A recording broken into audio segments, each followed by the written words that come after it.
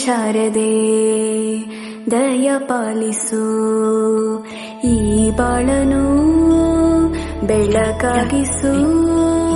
ಹೇ ಶಾರದೆ ದಯ ಪಾಲಿಸು, ಈ ಬಾಳನು ಬೆಳಕಾಗಿಸು.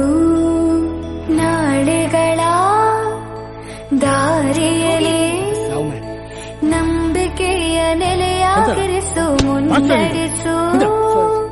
ಕೈ ಹಿಡಿದು ನಾವಾಡೋ ಪದ ಪದದಲ್ಲೂ ಸಂಚರಿಸು.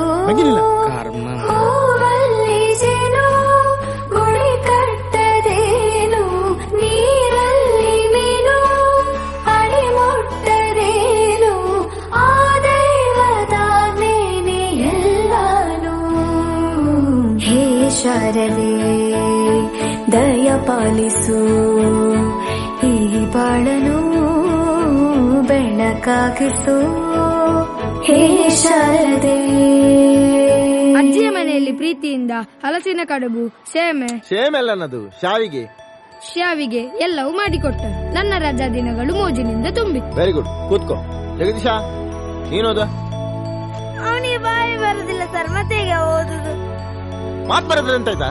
ದಿನಕ್ಕಿಂತ ಬರಲಿಕ್ಕೆ ಬರ್ತವ ಅವನಿಗೆ? ನೀನ್ ಬರ್ತಿದ್ಯಾ? ನೀನ್ ಬರಲಿಲ್ಲ, ನೀನ್ ಅವನಿಗೆ ಮಕ್ಕರ್ ಮಾಡ್ತೀಯಲ್ಲ. ಅವೆಂತ ಬರ್ದೇನು, ಓದು. ರಜೆಯಲ್ಲಿ ನನ್ನ ಗೆಳೆಯರಾದ ಸತೀಶ, ಮಮ್ಮುಟ್ಟಿ ನೋಡನೆ ಬಹಳ ಚಂದದಲ್ಲಿ ದಿನಗಳನ್ನು ಕಳೆದೆನು. ಮತ್ತು ಗೆಳೆಯರಾದ ಪ್ರವೀಣನು ಚಿನ್ನಿ ದಾಂಡು ಆಟವನ್ನು ಹೇಳಿಕೊಟ್ಟನು. ಇದು ನನ್ನ ರಜೆ ದಿನಗಳ ವರದಿ. ಈ ಪ್ರವೀಣ 7ನೇ ಕ್ಲಾಸ್ ಅಲ್ವನ? ಹೌದು ಸರ್, 3 ವರ್ಷದಿಂದ. ಎಂತ ಅವಸ್ಥೆ ಮಾರೆ ನಮ್ದು. ಮೊದಲ ಕ್ಲಾಸೇ ಹೊರಗೆ ಹಾಕುದಂದ್ರೆ ಇವರಿಗೆ ಮನ್ಸತ್ತು ಉಂಟ. ಹೊರಗೆ ಹಾಕಿದ್ರೇನಾ? ಇಲ್ವಾ? ನಾವೇ ಗಾಳಿ ತೋರೋಣ ಅಂತ ಹೊರಗಡೆ ಬಂದಿದ್ದೀವಿ. ಹೋಗಲು